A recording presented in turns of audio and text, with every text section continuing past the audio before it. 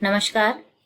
पिछली वीडियो में हमने कक्षा 10वीं हिंदी के कोर्स बी में सीबीएसई के द्वारा जो पाठ्यक्रम में बदलाव किए गए, कौन कौन से पाठ हटाए गए, इस पर चर्चा की थी।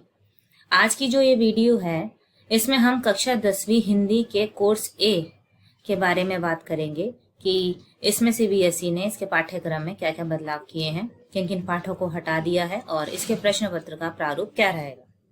तो कोर्स ए के बच्चों को 2 किताबें पढ़नी होती हैं, क्षितिज और कृतिका। सबसे पहले क्षितिज पाठ्य पुस्तक की बात कर लेते हैं, जिसमें गद्य खंड में नेताजी का चश्मा, बाल गोविंद भगत, लखनवी अंदाज, मानवीय करुणा की दिव्य चमक, एक कहानी यह भी, स्त्री शिक्षा के विरोधी कुतर्कों का खंडन, नौबत खाने में इबादत और संस्कृति, ये पाठ हैं। जिसमें से सीबीएसई ने एक कहानी यह भी, स्त्री शिक्षा के विरोधी कुतर्कों का खंडन, नौबत खाने में इबादत और संस्कृति, इन पाठों को पाठ्यक्रम से हटा दिया है। तो इस प्रकार आपको गद्य खंड में ये 4 पाठ पढ़ने हैं, जो है नेताजी का चश्मा, बाल गोविंद भगत, लखनवी अंदाज और मानवीय करुणा की दिव्य चमक। इसके बाद आगे चलते हैं काव्य खंड, कविता वाला जो हमारा भाग है, उसमें सूरदास के पद राम लक्ष्मण परशुराम संवाद, जो कि तुलसीदास द्वारा रचित है, देव के पद आत्मकथ्य, जयशंकर प्रसाद की जो कविता है, उत्साह, अट नहीं रही है, यह दंतुरित मुस्कान, फसल, छाया मत छूना, ऋतुराज और संगतकार, ये हमारे कविता वाले भाग है। इसमें इस तरह की सारी कविताएं और पद हैं, जिसमें कि पाठ्यक्रम से सीबीएसई द्वारा देव के पद, आत्मकथ्य, यह दंतुरित मुस्कान, फसल, छाया मत छूना और संगतकार, ये काव्य खंड में से ये पाठ हटा दिए गए हैं। तो इस प्रकार से कोर्स ए के बच्चों को काव्य खंड में सूरदास के पद, राम लक्ष्मण परशुराम संवाद, उत्साह, अट नहीं रही है और ऋतुराज, ये कविताएं पढ़नी होंगी पेपर की तैयारी के लिए। तो ये बात रही कि गद्य खंड और काव्य खंड में क्या क्या पाठ हटाए गए हैं और बच्चों को क्या क्या पाठ पढ़ने हैं। दूसरी जो किताब है वो कृतिका हमारी किताब है कोर्स ए के बच्चों के लिए। उसमें 5 पाठ थे, माता का आंचल, जॉर्ज पंचम की नाक, साना साना हाथ जोड़ी, एही ठैया झुलनी हैरानी हो रामा और मैं क्यों लिखता हूँ, जिसमें किसे 2 पाठ हटा दिए गए हैं, एही ठैया झुलनी हैरानी हो रामा और मैं क्यों लिखता हूँ। इस प्रकार से 3 पाठ आपको पढ़ने हैं कृतिका में, माता का आंचल, जॉर्ज पंचम की नाक और साना साना हाथ जोड़ी। ये तो आपके पाठ्यक्रम की बात रही कि क्या क्या बदलाव किए हैं सीबीएसई ने, कौन से पाठ हटाए हैं और कौन से पाठ आपको पढ़ने हैं। इसके बाद थोड़ी सी चर्चा कर लेते हैं प्रश्न पत्र प्रारूप की। उसमें भी कुछ बदलाव किए गए हैं, तो आपको इसमें सहायता मिलेगी किस तरह से कि आपका पेपर आएगा। जो प्रश्न पत्र है उसे 2 भागों में बांटा गया है, खंड अ और खंड ब। पहले खंड अ की बात कर रहे हैं, जिसमें बहुविकल्पात्मक प्रश्न होंगे, जिसको आप एमसीक्यू कहते हैं। ठीक है, तो मतलब ये पूरा जो आपका खंड अ है ये एमसीक्यू बेस्ड होगा। इसमें बहुविकल्पात्मक प्रश्न आपको दिखेंगे। इसका कुल जो भार है ये कितने अंक का होगा, 40 का। इसमें सबसे पहले आपको अपठित गद्यांश दिया जाएगा, एक अपठित गद्यांश आपको करना होगा और विकल्प उसमें दिया गया होगा। ठीक है, एमसीक्यू तो रहेंगे। दूसरा साथ में क्या है कि आपको 2 गद्यांश दिए गए होंगे, उसमें से एक गद्यांश आपको करना होगा और जिसमें कि आपके जो प्रश्न होंगे वो एमसीक्यू के फॉर्म में होंगे, जिसे हम बहुविकल्पात्मक कहते हैं। एक अंक के आपको 5 प्रश्न दिए जाएंगे, तो कुल मिलाकर आपका जो गद्यांश है 5 अंक का बनेगा। ऐसे ही आपका अपठित काव्यांश भी आएगा, जिसमें कविता पूछी जाती है। इसमें भी आपको विकल्प दिया गया होगा, मतलब आपको काव्यांश में चॉइस दी जाएगी। प्रश्न जो है वो फिर से आपके एमसीक्यू फॉर्म में होंगे और एक अंक के 5 प्रश्न होंगे, तो कुल मिलाकर 5 अंक बनेंगे। तो 5 और ये कुल मिलाकर आपका 10 हो जाएगा अपठित गद्यांश और काव्यांश।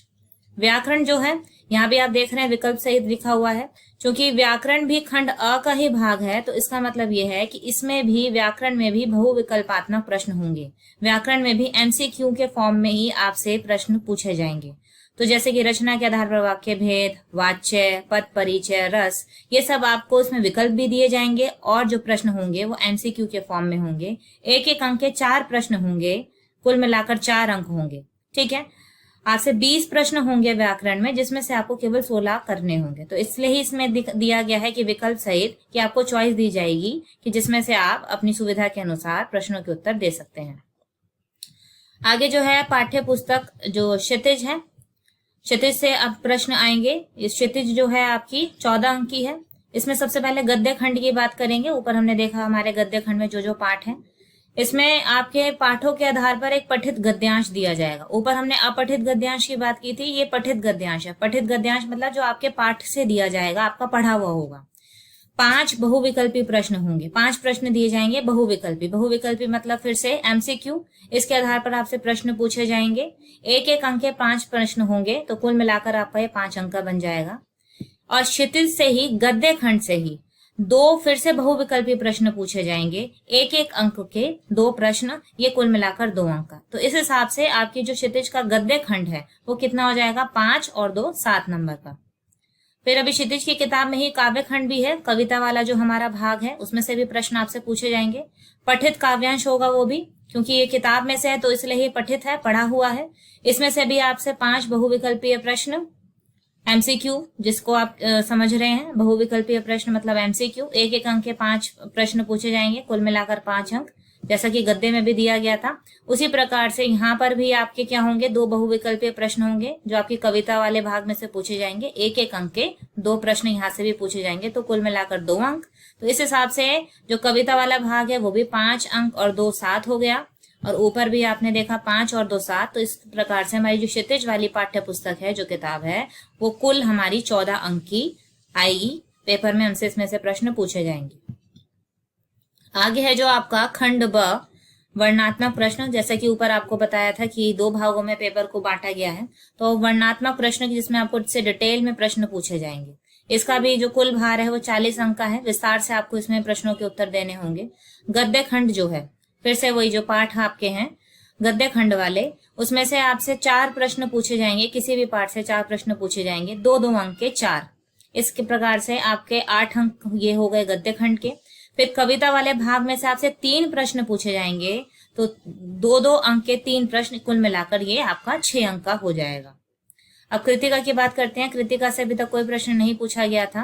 कृतिका की जो हमारी किताब है, वहां से हमारे 2 प्रश्न होंगे जिसमें विकल्प होंगे। विकल्प मतलब चॉइस दी होगी प्रश्नों में। 3 अंक के 2 प्रश्न होंगे, कुल मिलाकर कृतिका आपका 6 अंक की हो जाएगी। जो पाठ आपको दिए गए हैं कृतिका में पढ़ने से के लिए, वो 3 अंक के, उसमें से 2 प्रश्न पूछे जाएंगे, 6 अंक होंगे, और उसमें चॉइस दी गई होगी, आपको कोई 2 प्रश्न करने होंगे। तो कुल मिलाकर ये 6 अंक का हो गया।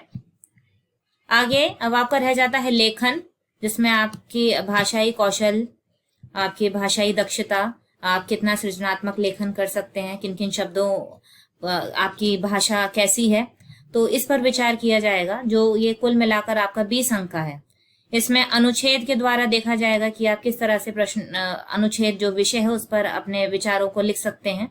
तो 3 जो हैं अनुच्छेद दिए जाएंगे, उसमें से किसी एक विषय पर आपको अनुच्छेद लिखना होगा 80 से 100 शब्दों में। ये जो आपका अनुच्छेद रहेगा ये 5 अंक का रहेगा। इसके बाद औपचारिक या अनौपचारिक 2 प्रकार के पत्र होते हैं, औपचारिक या अनौपचारिक। किसी भी विषय पर एक पत्र आपसे पूछा जाएगा, इसका भी जो अंक है वो 5 अंक का होगा पत्र भी। फिर 25 से 30 शब्दों में विज्ञापन लेखन, विकल्प से ही विज्ञापन में आपको दिया जाएगी चॉइस, विकल्प दिया जाएगा, विज्ञापन आपको बनाना होगा, ठीक है, ये भी 5 अंक का आएगा। फिर संदेश लेखन जोड़ा गया है 30 से 40 शब्दों में। इसमें शुभकामना, त्योहारों पर दिए जाने वाले संदेश, इससे संबंधित कोई संदेश लेखन आपसे पूछा जाएगा, इसमें भी आपको विकल्प दिया जाएगा, यह भी 5 अंक का होगा। तो जो लेखन है उसमें आप देख रहे हैं कि विज्ञापन में और संदेश लेखन में आपको विकल्प दिया गया है, और बाकी अनुच्छेद में भी विकल्प है ही, क्योंकि 3 में से आपको कोई एक अनुच्छेद करना होगा। तो इस प्रकार से जो लेखन है हमारा 20 अंक का होगा, जिसमें ये जांच की जाएगी कि आप कितना अच्छा लिख सकते हैं, आपके कितने अच्छे विचार हैं, और कितना आप क्रिएटिविटी से अपनी बात को रख सकते हैं। तो ये आपका पूरा प्रश्न पत्र का प्रारूप रहा, और बाद में लेखन के किसी विषय पर विस्तार से चर्चा हम कर सकते हैं कि विज्ञापन लेखन कैसे लिखा जाए, संदेश लेखन कैसे हो। तो इसके बारे में आगे की वीडियो में हम चर्चा कर सकते हैं। तो कुल मिलाकर ये प्रश्न पत्र का प्रारूप और पाठ्यक्रम पर हमने इसमें बात की, जिसमें हमने हिंदी विषय के कोर्स A के बच्चों के बारे में समझा कि उन्हें क्या क्या पढ़ना है और क्या नहीं पढ़ना है।